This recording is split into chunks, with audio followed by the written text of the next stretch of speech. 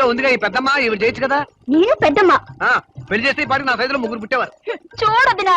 ఏమిటయ్యా మాటలు? లేకపోతే ఏమిటి వదినా, వయసు వచ్చిన ఆడపిల్ల అన్ని పనులు నేర్చుకోవాలి, చేయాలి. ఎలా తమ్ముడు? కరెక్ట్ అన్నా, చేయండి బాలే. వయసు వచ్చిన కుర్రాళ్ళు ఇద్దరున్నారు. అన్నయ్య పనులు మీరు చూసి పెడుతున్నారా? అన్నయ్య ఇంట్లో కూర్చోబెడుతున్నారా? రాత్రి పగలు అన్నయ్య కష్టపడి పనిచేసి వస్తున్నాడు, మీరేమో ధారల్లా చదువుకొని వస్తున్నారు. వస్తాం. మా ఇద్దరు చదువులు పూర్తయిన తర్వాత, మేమిద్దరం దొరలైన తర్వాత అన్నయ్యని వదిన్ని ఆది దంపతుల్లో కూర్చోపెట్టి పూజిస్తాం. నీలా కాదు. కరెక్ట్ కరెక్ట్, చాలా బాగా చెప్పేవారా. ఆ నూనె చేయి ఇలా మరి. వదినా ఏమైనా సరే నువ్వు ఇంకా వంట చేయడానికి వీల్లేదు. వంట చేయకపోతే మరి భోజనం నువ్వు చేయి. నేనా? నాకు రాదు. రాదా? మరేవచ్చు నీకు. రేపు పొద్దున్న నీకు పెళ్ళైతే 3కి ఏం చేస్తావు? చూడన్నయ్య.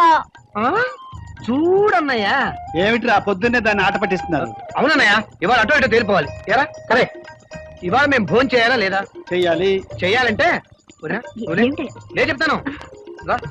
అక్కడ కూర్చో. ఈ రోజు వదిన వంట చేయడానికి వీల్లేదు. మరి ఎవరు చేస్తారు? తెల్ల చేస్తుంది. అంతే కదా? అంతే కదా అమ్మాయి? అంతే అంతే కదా వదినా? నేను అంతే, వీడు అంతే.